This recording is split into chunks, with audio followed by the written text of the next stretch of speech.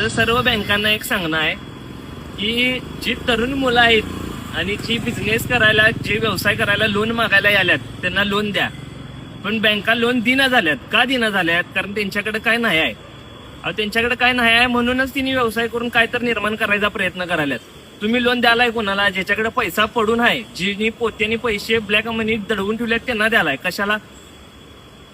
ज्याच्याकडे नाही आहे त्याच्या. आता काही काही माणसं उठतील आणि कमेंटमध्ये येऊन सांगतील अरे गव्हर्नमेंटनं स्कीमा दिल्या त्यातनं पैसे घ्या. तर त्यांना पण माझं एकच सांगणं आहे की ह्या गव्हर्नमेंटच्या स्कीमांची कागदपत्र गोळा करूस्तोवर ते पोरग येते घाईला. आणि जरी त्यातनं त्यांना ती कागदपत्र गोळा केली तरी त्या साहेबाच्या टेबलला चक्रा मारून मारून ते मरतेच पाक. मग ते असं कुठंतरी विचार करते की आई घालून दे हे लोन बिन घ्यायचं आणि कुठं तर जाते MIDCत कामाला आणि बायकोला सांगते बाई सकाळी 7ला माझा डबा करून ठेव, मला 7 ते 7ची शिफ्ट आहे. मग ह्यामुळं कसं उद्योजक घडतील? नरेंद्र मोदी साहेबांनी सांगितलेलं की 75 लाख नवीन उद्योजक आम्हाला व्यावसायिक तयार करायचे. त्यापैकी 7.5 लाख तरी तयार झाल्यात. काय कसं होणार? बँका लोनच देत नाही तर कसं होईल?